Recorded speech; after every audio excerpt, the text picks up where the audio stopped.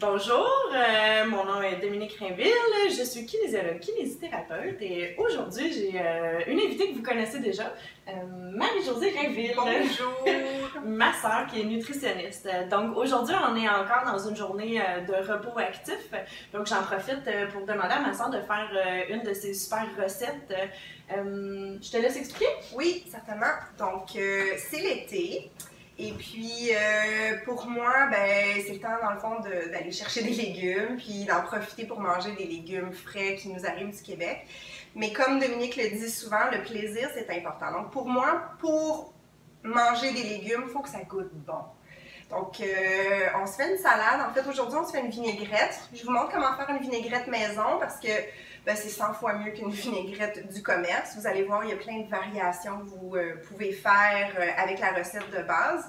Et puis, ben, c'est ça. Pour moi, une salade avec juste un peu de jus de citron, c'est un peu plate. Oui, tout à fait d'accord. Donc, on fait une vinaigrette, mais c'est une vinaigrette traditionnelle à la moutarde. Sauf que je vous montre comment faire en sorte qu'elle reste en émulsion.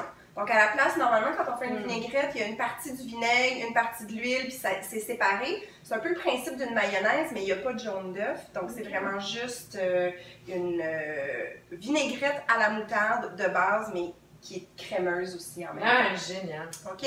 Donc, le truc, dans le fond, c'est d'utiliser un émulsifiant. Donc, ce qu'on va faire, c'est qu'on utilise la moutarde Dijon. La moutarde Dijon, ça sert un peu comme le jaune d'œuf dans une mayonnaise, pour celles qui en ont déjà fait. Vous prenez à peu près une cuillère à table. Vous allez voir, là, je vous donne les proportions à peu près.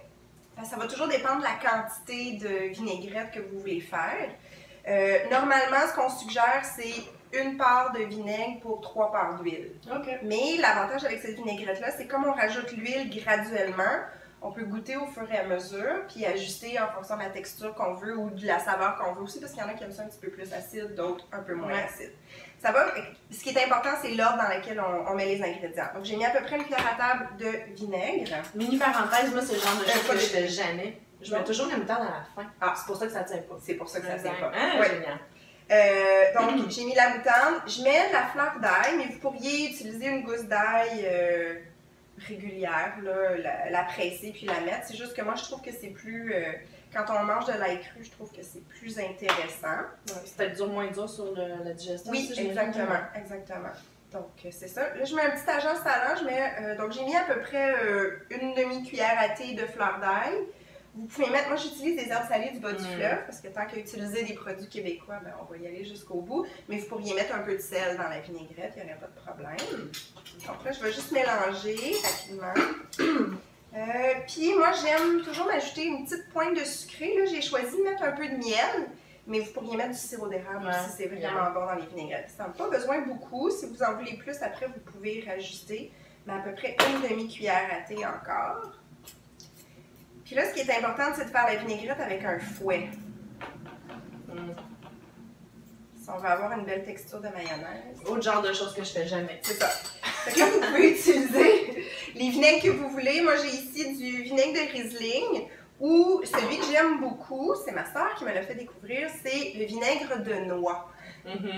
Donc, il n'est pas toujours facile à trouver, mais si vous arrivez à en trouver, ça vaut vraiment la peine. Ça donne vraiment une saveur exceptionnelle au vinaigrette. Donc, j'y vais à peu près, encore une fois, comme je vous disais, on va commencer par mettre... Oups, ça coule pas. Tu veux que je le verse pendant que tu Non, ça va. Cette étape-là, il n'y a pas besoin de... C'est pas stressant, là. Donc, j'ai mis à peu près une cuillère à table. La recette, je vais vous la mettre au complet dans les commentaires, dans le lien YouTube. Donc, faites-vous-en pas, là, prenez pas de crayon papier, ça va tout être donné pour vous à la fin. OK. Donc, vous voyez ici, j'ai bien mélangé ma moutarde avec mon vinaigre puis mes aromates. Puis, oui, hein, déjà juste le vinaigre de noix. Puis là, l'idée, c'est de rajouter l'huile graduellement comme on ferait dans une mayonnaise.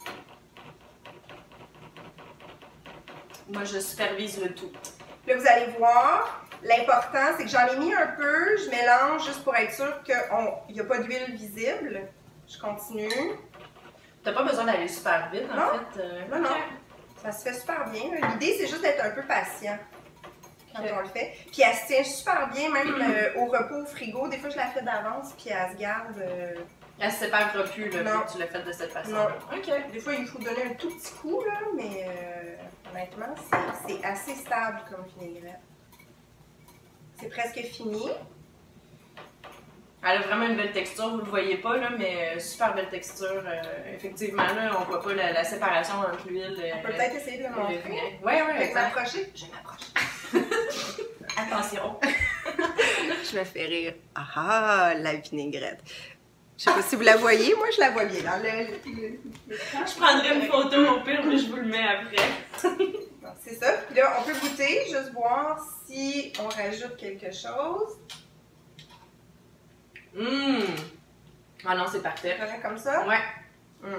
Donc là, lâchez-vous lousse. Après, vous pourriez faire des salades où on mélange, je sais pas moi, des épinards avec des fraises, avec une vinaigrette avec de l'huile de noix, c'est super bon.